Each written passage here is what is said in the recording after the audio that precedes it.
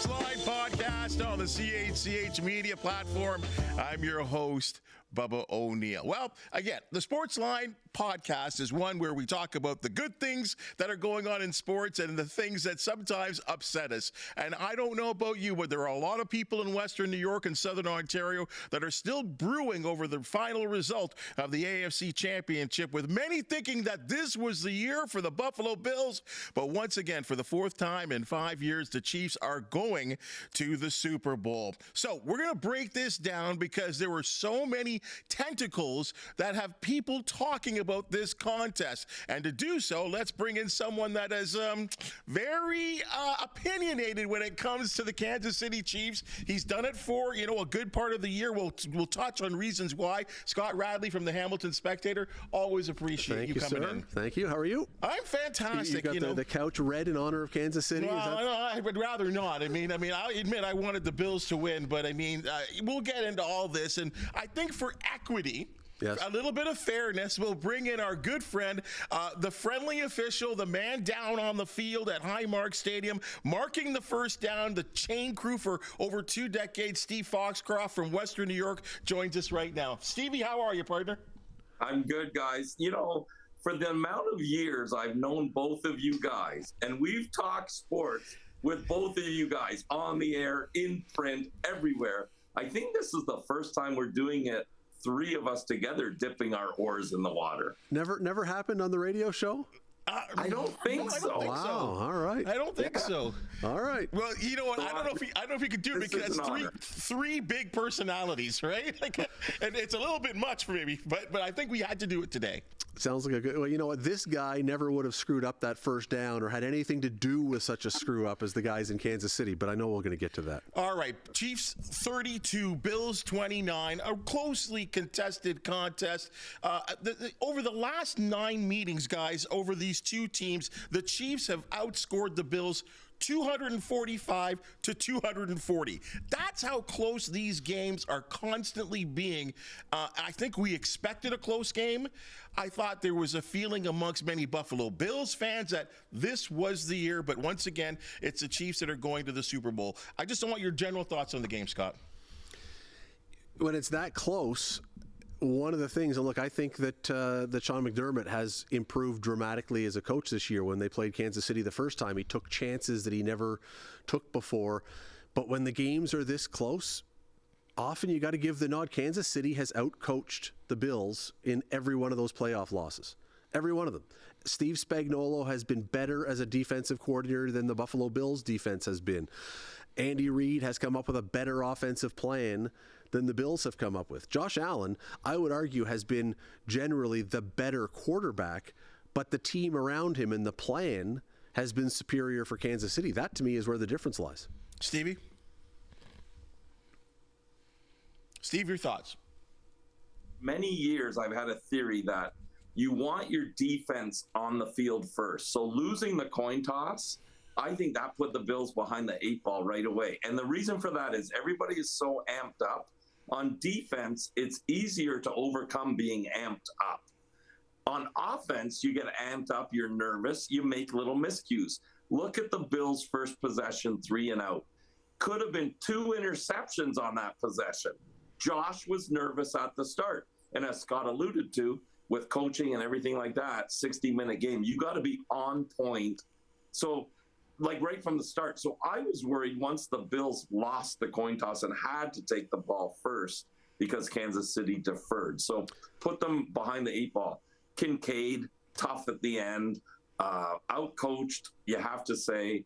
Still, no one will convince me that 4th down turnover, and I know we'll talk about that, no one will convince me that wasn't a first down. But did video do its job in that case? We'll talk about it. Well, one more thing. How many games in a row have the Buffalo Bills, and this again comes to me as coaching, how many games in a row did the Buffalo Bills on the opening drive of the game allow the other team to march right down the field unmolested and score an easy touchdown in 3 plays, 4 plays, 5 plays? They are behind every game right off the bat, and it makes no sense because the defense buckles down and tightens things up the rest of the way. But when they come out to start the game, it's like they've not done any game. It feels like they've done no game planning. We're going to see what they're going to do, then we'll adjust. It's unbelievable that you can get behind every single game, it seems. Every single big game. Well, there is some truth to that. And Steve, you being at a lot of the home games, you understand that one of the Bills' philosophies is to actually defer and have the other team take the ball, and it's always kind of worked out for the Bills because they seem to get a lot of 2-for-1 action where they're able to score at the end of the first half and then generally score to open up the second half. But yeah, this was completely out of their control, but we did, to Scott's truth, we did see the Chiefs just kind of march down the field, and I started to think, oh my goodness, is it going to be a long night? You know, and it wasn't just off the opening. It seemed like when you watch the game, the Chiefs were a hot knife through butter. And the Bills, everything they did was tough. It was like getting that frozen piece of butter out of the fridge and trying to put it on a dinner roll and spread it. It wasn't a hot knife through butter. Everything the Bills did was physical. Even back to the Baltimore game and the start of the first half of the Denver game, it was physical. But when the Chiefs had the ball, and kind of, I think Scott alluded to it, the play calling, let's face it, Andy Reid is a genius. He called a great game. And it made it look like for Kansas City, when they had the ball and they scored, it was a hot knife through butter. It's amazing to me that call that the Chiefs came up with on third down to ice the game, that Pierline, who had not touched the ball all game, gets the ball in that situation off a little screenplay, and the game was over. I mean, the first time he's had the ball thrown or given to him as a running back, no one ever expected it. Let's get to what I think has been a national conversation. In fact, I will just basically say that's an international sort of conversation about the Chiefs consistently getting the call. We'll start here. Second quarter, Bills safety Cole Bishop and Chiefs wide receiver Xavier Worthy go up for a 50-50 ball. The refs give the catch to Worthy. The Bills challenge the call. The call of the reception was held up. But I think what everyone was talking about, did the ball hit the carpet? Steve, we'll start with you. I started by saying that too. I thought the ball hit the ground, and by saying that the ball can hit the ground as long as it doesn't move, I think it opens up a huge can of worms that they shouldn't open up at all. The ball hit the ground. You know, refs in the past, they've used that skip mechanic, and even though the ball stayed relatively still, forget about possession and dual possession and all that. I just think right then and there that's an incomplete pass because the ball hit the turf and it can't. Now, remember on the play, there was the holding penalty against the Bills, but we're talking about how it would affect field position in this instance, right? Because if they ruled it incomplete, now we go back, applied the penalty, it would have been 1st and 10. But there's 25 yards of valuable real estate that they got by that play ruled a completion. Can we bring that picture up again, back in the booth? Can we bring the picture up of that of the catch on the field? Because I want you to look. What helps here to make the decision. So the Bills players are wearing red gloves. All right. The Chiefs player, Worthy, is wearing a white glove, which actually helps because you can see what's going on. The white glove, one of his hands is nowhere near the ball. The other one is sideways. Now, Bubba, here. We can come back here because here we got a football. You actually brought a football in. Perfect. Put your hand sideways. Mm-hmm. Oh. That's not possession right there. Exactly. That can't be possession. You cannot hold a ball when your hand is sideways if the ground is not helping. Mm-hmm.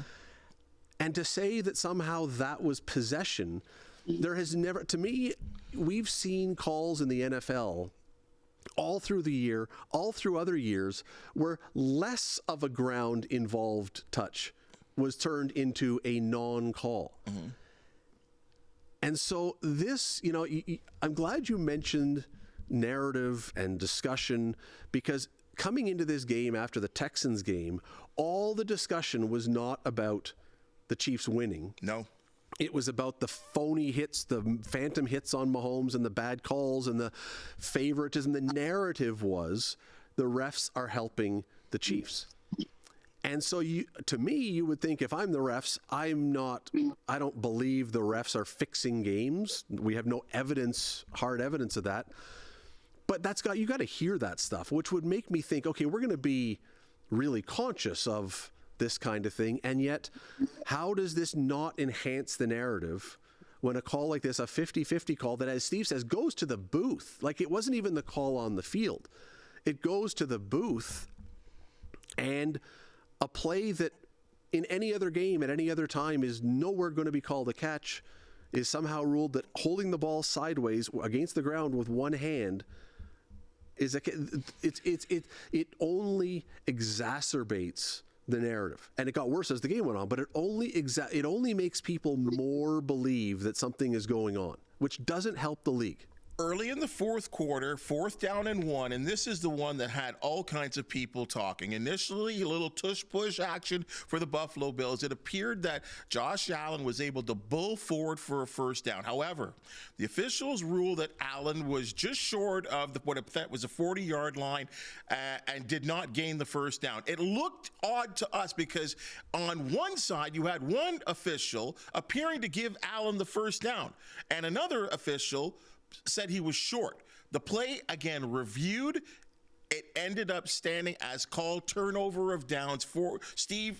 Again, I always find these very difficult because you have a massive humanity of these giant men here, and you're trying to identify the ball and where it is. And I think there's also something to consider. There's the yellow line that we see on TV that people have to remember is just a part of the TV broadcast. So, and maybe that can go, it's not the official line. So Steve, kind of take it from there on what you saw. You are, and this, I think this is why it's so great to have you here.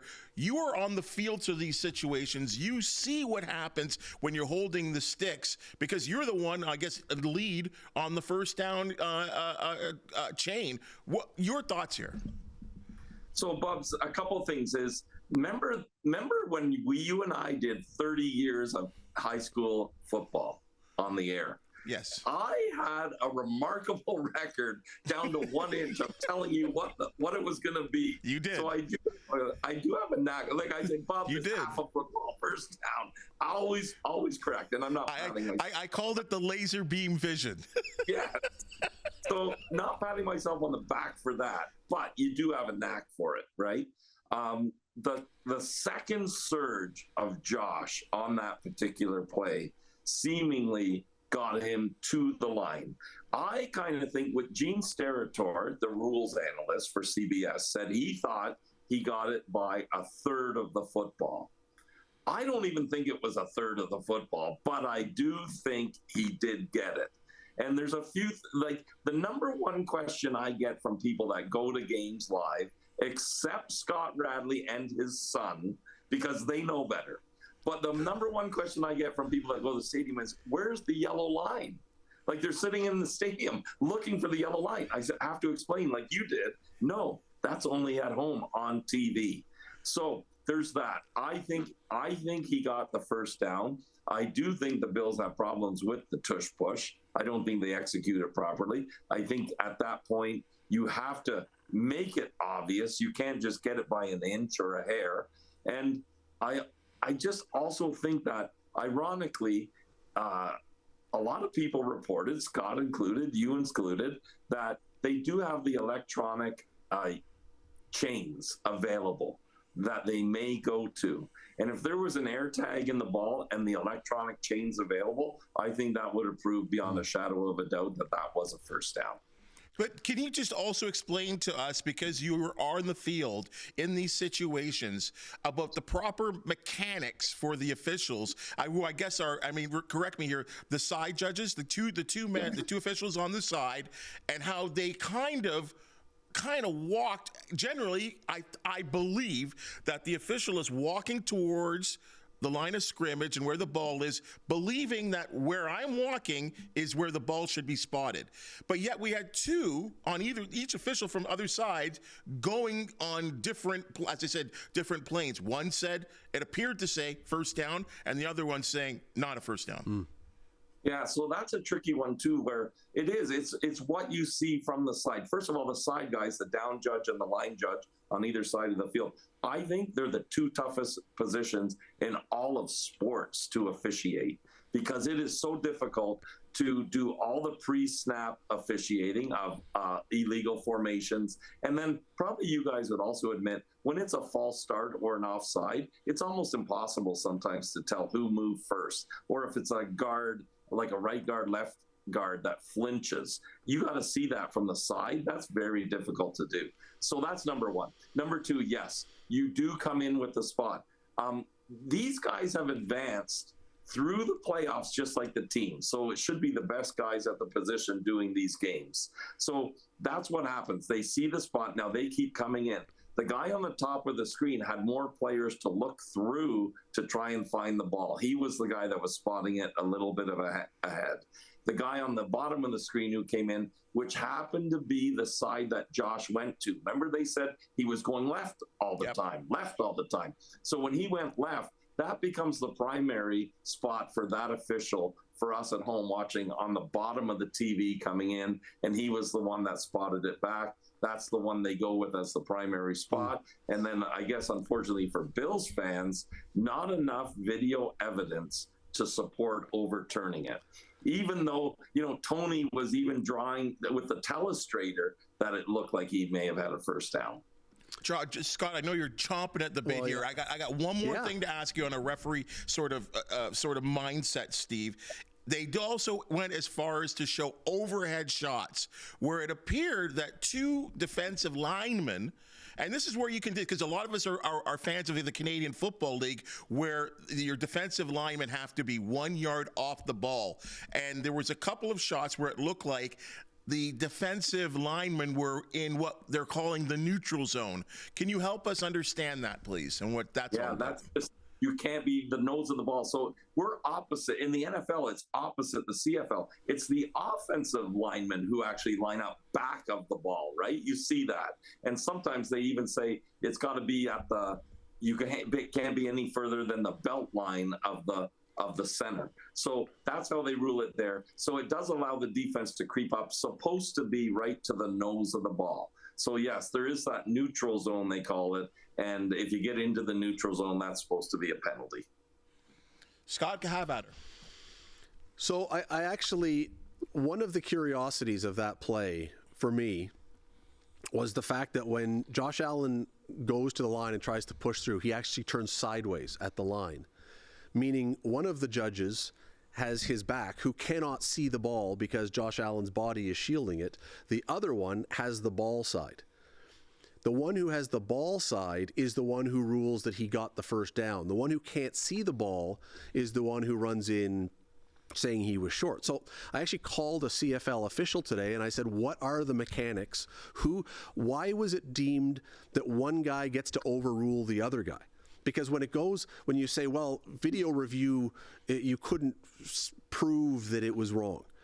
Except if the call on the field had been with the one guy as opposed to the other guy they chose, the call couldn't have been overturned because there wasn't enough evidence to show that it wasn't a first down. So anyway, the CFL official I talked to said the mechanics are the guy who has the call is the guy with the ball side. The guy who can see the ball is the guy who has the call. Yet in this case, for I don't know why, he was overruled by the guy who shouldn't have had the call. In other words, the proper mechanics would have been the guy who was facing the ball, who ruled it as a first down, should have been the guy whose call on the field stood. Then it would have gone to replay. Then you would have probably ruled there's not incontrovertible evidence, whatever the word is, that it wasn't whatever, it would have stood. So the problem with this was that you have two choices of whose word to take on the field. That determines what the replay is going to be, and they chose the one that favored the Chiefs. The 50-50 call, and again, we go back to 50-50. This is what the narrative has turned into now. That every 50-50 call seems to go, in every big game, seems to go to Kansas City. And it's really hard to go back over the course of this year and find the key 50-50 call that hasn't gone to the Chiefs, which is what is lending to this narrative that something funky is going on. I'm not saying fixing, because the bigger problem to me is I believe the refs on the field have an incredibly tough job. They have to look through bodies. They have to call it live. When it goes to the replay, though, that's where you should have the chance to fix something. And the catch that they said was a catch that Shouldn't have been a catch. Replay said, nope, that was good. 50-50 goes to the Chiefs. This one, had they chose the right guy, then it would have been a 50-50 to the Bills, but they chose the other guy. 50-50 goes to the Chiefs. This is the narrative. This is what's backing it up. Well, there was a number of things. We've only just touched on two. We couldn't go through everything. There was, I thought, a couple of times where there was a punt return that the Chiefs had that I thought at least 3 Buffalo Bills had been, hit in the back there, which, we call a clip all the time, and nothing was called. But I'm glad we're looking at it on this. And Steve, I mean, obviously you are working for the Buffalo Bills. You're working for the National Football League. If you don't want to comment on this, I would completely understand. In no way would I want your job in jeopardy or anything like this. But there is a conversation and a question that I feel I have to ask, Scott. I mean, this has been going on in the regular season. We talked about it in the Houston game about the Chiefs. Like, is there a narrative out there? I mean, does Andy Reid have some type of power? Steve, you could go back to into the early days when Don Shula was the head of the competition committee, and they used to say that he always got the benefit of the call. Do you, Scott? I mean, this is professional sports. It's not professional wrestling. Do you think there's something funky in Frankfurt? I can't explain it. And again, we've been on this show before, and I still hold to the position. I don't believe the league has sent out a memo saying get the Chiefs, regardless of the Super Bowl logo controversy, which I'm sure you know about. That yes. 4 of the last 5 Super Bowl logos, which are released at the start of the year, have the colors of the teams that are eventually in it, which is not helping deflect the narrative either, that this is done ahead of time. But no, I don't believe that it's rigged. I don't believe it's set up ahead of time. I don't believe it's WWE. But I also can't explain why seemingly every key 50-50 call does go one way. I can't explain that. Steve? How about this, guys? And you mentioned Shula. The one guy you left out with Jeff Fisher with Tennessee, Houston/Tennessee, they were good when he was on the competition committee too. There was some rumblings then too, but how about this one? You never really heard it with the Patriots over the years, right? With Brady for 20 years, kept winning, but you never really heard about it then. It was because they were just good. And I think that's what it boils down to. Good teams make the breaks. Good teams get the breaks. It's because they're good. More so. There's never too much controversy really when it's Tennessee versus Jacksonville or something like that. Like, let's face it, it's always heightened when it comes to the playoffs and that. And I go back to, remember a few years ago, was it New Orleans and the Rams? And there was a missed pass interference call that cost them. And it wasn't about rigged or anything at that point. That was just a missed call.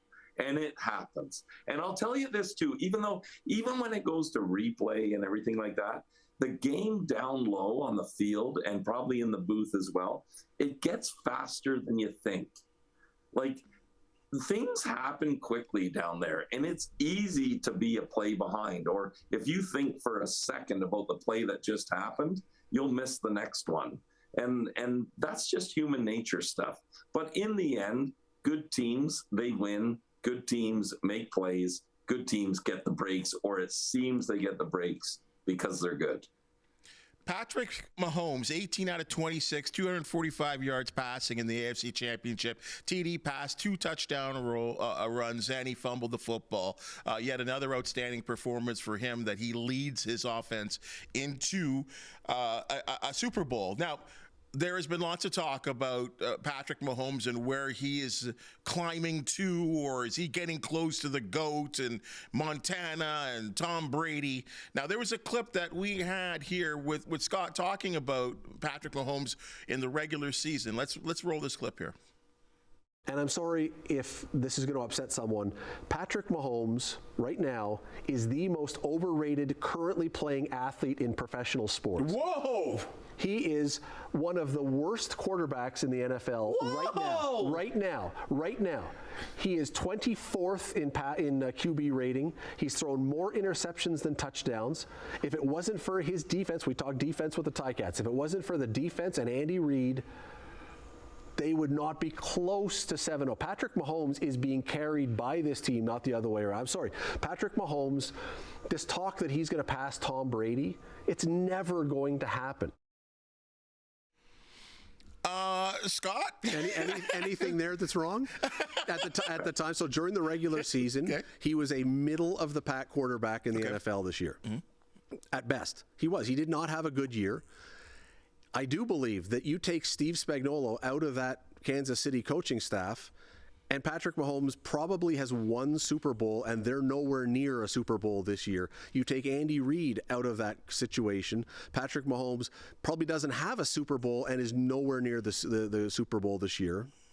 Patrick Mahomes is a guy who has the benefit of being in a perfect situation.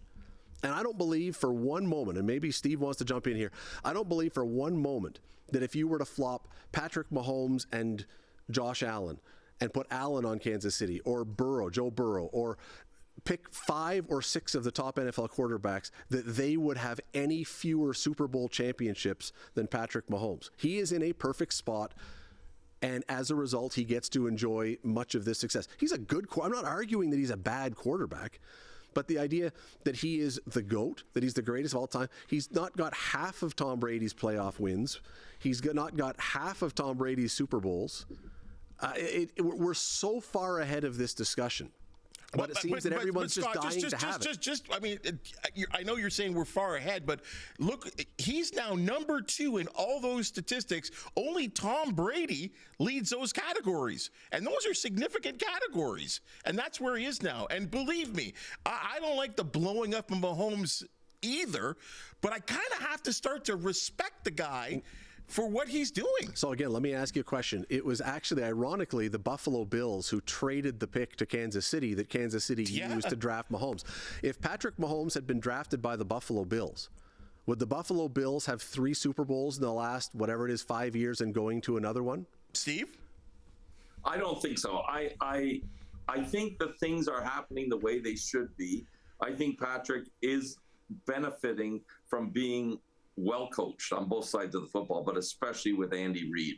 I think it's not a Patrick Mahomes discussion as much as it's a Andy Reid discussion. Agreed. Because at this point, like you mentioned Spagnuolo too, but on offense, Andy Reid is elite. And I do agree that you could plug 5 to 7 quarterbacks into that system.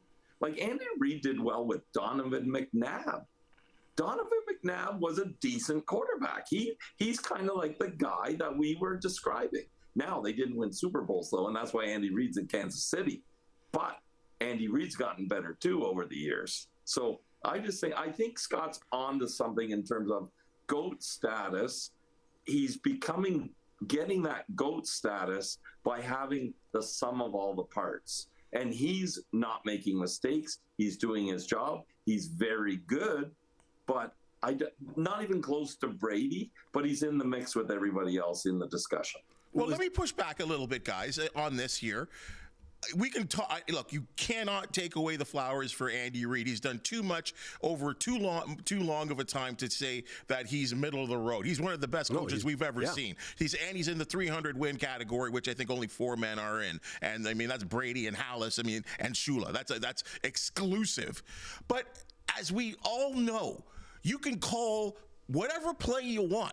The play needs to be, what do we always talk about football? Execution. And that's where Mahomes is executing these plays. And you can't take this away from him. I don't think any of us are sitting here saying that he is bad. No one is saying he's a bad quarterback. I think what they're saying is the system that he has been presented with has allowed him to have a lot of this success. And Steve and I are both saying it, and I agree. I absolutely believe this, that you could put a number of NFL quarterbacks, a number of them, into that system and have the exact same result. The exact same result. You could not convince me that if Josh Allen had been drafted by Kansas City, if those had been flip-flopped, that Josh Allen would not have just as many Super Bowls right now, or Joe Burrow, or a bunch of the other guys. How about this, guys? It came down to this: 3:33 to go. Bills have the ball after the kick touchback at their 30-yard line. What if you look at it this way? Andy Reid is calling the plays for Buffalo rather than Joe Brady, Because one of the things that was disappointing was like the first play, you have Cook gashing them, and then the first play on that drive is a pitch to the short side of the field to Johnson for a loss of 2. Now you're 2nd and 12. You throw the second one incomplete. 3rd down, 5 yards to Cooper, sets up 4th down, and then that's enter Spagnuolo, who calls up a corner blitz. And I think the Bills there, they got caught worrying about the play they were calling and not considering what Kansas City was going to do defensively. That's how I kind of saw that one shape up. And it's unfortunate because Shakir was wide open. Well, and if Kincaid makes that catch, it's one of the greatest catches in playoff history, one of the greatest plays in playoff history, and they're in field goal range, and who knows where this thing goes. So it's, the other funny thing about this whole discussion is, Patrick Mahomes has now beaten Josh Allen 4 straight times.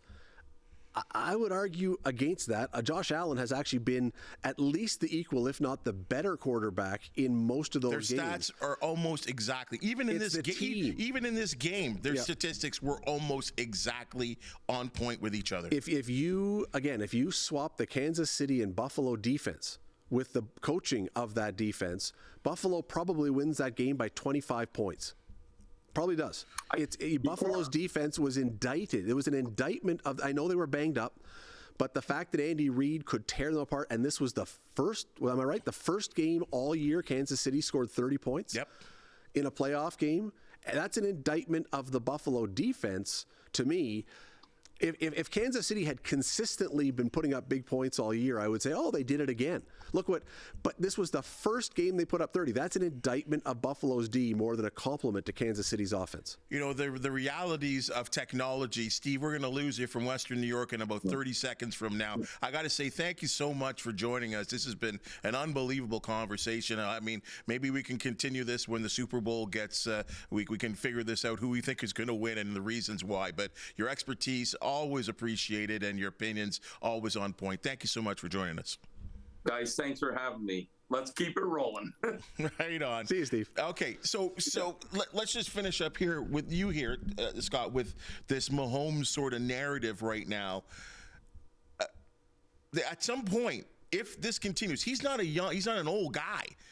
And if this union, as we saw with Brady and Belichick, which eventually broke up and had a divorce, and we could kind of see that the divorce was coming. I don't sense that with Reid and Mahomes right now.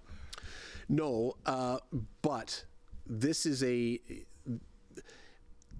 let's go back to the 50-50 thing for a second, because I don't think you can overstate it. I know people say all the time, you can't blame the refs. If you just made enough plays, you take the refs out of it. That's the argument that you have to make. But if you take away that catch and you give the Bills the first down that they got, the catch maybe takes 4 points off the board because they don't get a touchdown, maybe it's a field goal. Mm-hmm. The Bills go down the field. They did enough to win. Now, their defense, that's despite the fact that their defense was really, really poor. But I don't look at Kansas City. I think this year they were the most blessed team in the history of football. The number of breaks they got what was the team that blew the field goal, blocked the field goal late that was going to win Denver? Or, the game against Los Angeles where they botched the snap where they were. But don't we say the good teams win the close games? But it is statistically almost inconceivable that a team, they've won 17 one-score games in a row. Mm-hmm. That's not going to continue. It's statistically, it is impossible for that to continue. There are going to be, at some point, some breaks that go against them. They've literally had every break this year, whether it's ref breaks, bounce breaks, whatever. They've had every break. They were not a 16-1 team. They were 15-2. They lost the last game, but no starters were played that game. So you're right. So they were not that good. They were a good team, but they were not a historically good team. I mean, I hear you, but they're 15-2, Scott. I understand that, but again, you had the fates of football were on their side this year. You cannot expect that as you go through, every 50-50 call will continue to be yours. Every ball will bounce. Every team is going to screw something up against you at key moments. That's not going to happen. I don't believe that this is a team. They may get there this year, although I think the Eagles. I think that Saquon Barkley is going to be a handful. But I just don't see them staying here. I just don't see them staying here. As a team, are the Chiefs in the pantheon of the Patriots, the Steelers, and the 49ers? Those are the greatest teams, eras of all time. I think that there will be those who say yes, and they can make a compelling argument for that. But for all the reasons we've talked about at the start of the show with Steve, and I think for many people, there is always going to be a little bit of an asterisk around this team because of so many questionable things that favor them. And whether that's fair or not, the fact that this narrative has taken such deep root in the conversation will always be something that people will say, but now you could maybe have said that about Tom Brady, but he, But this is what I'm going to say. I think history has been good to the Patriots because look, they put a wall between themselves and the National Football League with Deflategate. And of course, the stealing signs situation that happened with them, right? They were in the negative books. They got fined. They lost draft picks, right? But I don't know if we think about that right now anymore when we talk about the New England Patriots era. Those who look at them as non-fans do, and those who look at them as fans don't. And right now, outside of Missouri, are there a lot of Kansas City fans, or is everyone saying, no, I'm done with them. I'm tired of this. There is now, go on Twitter, there is a huge amount of people who are with the boycott the Super Bowl hashtag because they say they believe we already know what's going to happen in this game. Last time I was on this show, last week after the Texans game, one of the things I said was if you could find a prop bet that there would be 2 controversial calls in favor of the Chiefs against the Bills, take the over. Make the bet and take the over. And here we are. It happened exactly as called. There will be a controversial call or 2 in the Super Bowl. And if recent history, what we've seen in the recent weeks happens, they will favor the Chiefs. That's what we've seen happen. And it's not helping the league. And I'm not. Come on. What? It's not helping the league. The league is as big as it's ever been, and it's making more money than I believe. It's the league. This is the only league in sports, maybe the only business in the world that's bulletproof. People just keep coming back. People just keep betting. It just gets bigger and bigger. The TV contracts get bigger and bigger. But you can't. The controversies, the drug controversy, it just all goes on, but it just grows like a big mountain. You've been right so far. You're right so far, but you can't. Let me back for a second. There is a story out there that the way the Super Bowl is going to go is that the Chiefs will win. Travis Kelce is going to propose to Taylor Swift on the field and retire. All right? Here's the problem now. If that were to actually happen, you have now further ensconced that this was preordained, that this was predetermined. It becomes a bigger, and the longer that people start to really believe that stuff is happening that isn't organic, you do get to a point, I don't know where they're yet, but you do start to get to a point where people say, wait a second, how are they able to know this or predict stuff like this in advance? And again, I'm not arguing for rigged, but I'm saying it's a narrative the NFL doesn't want to let grow and take too much root in. They are a league that is driven in massive part by gambling. And if people who are betting on the league start to go, I don't think I should because I'm not fully convinced that this is all on the up and up. If the gamblers start to believe that, you've got a problem. So, look, I'm not. It has been a bulletproof league. It has been. And the numbers are way up. And, the narrative that this is a thing to make sure that Taylor Swift and her Swifties are tuned into the Super Bowl. They are watching, though. And they're pulling for the Chiefs. For now, the minute that Travis Kelce and Taylor Swift break up, which is going to happen at some point, it's inevitable. They look like they're in love, dude. We'll see. But the second that Taylor Swift is no longer, or he retires, the second she's gone from this, so are the Swifties. I don't believe that you're digging any deep roots with the Swifties. They are there to watch her dance in the booth with Caitlin Clark. And the second she's gone, they're gone. Your concern should be, I think, Is this narrative leading fans, real fans, to have questions? And going solely by social media, which is never a great place to judge much, there is this thought, there is a belief. Dave Portnoy from Barstool, he was on last week saying, I'm done with football. I can't take this anymore. I don't believe it anymore. If that gains real traction, that's where your problem comes. And I don't think that after this year, once the Chiefs get their three-peat, if they do, I don't think the NFL necessarily has a need for them anymore. If your belief is in the narrative, I don't think they would have the need for them. If you believe that this is what's happening, I think this is the end of it. If you don't believe it's happening, maybe they keep getting those bounces.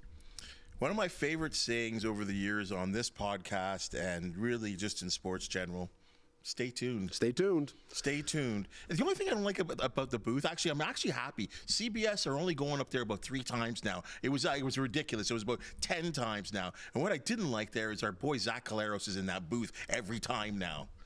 He's in there again this weekend. And I love Zach. Zach is, well, after his Super Bowl performance, he may be the yin to the Chiefs yang. Grey Cup performance. Grey Cup, You're right. You're right. Get back home there, my friend. Scott, amazing. Just great stuff, great opinions, great thought, great discussions. And you're right. Unless the Eagles blow out the Chiefs in this upcoming Super Bowl,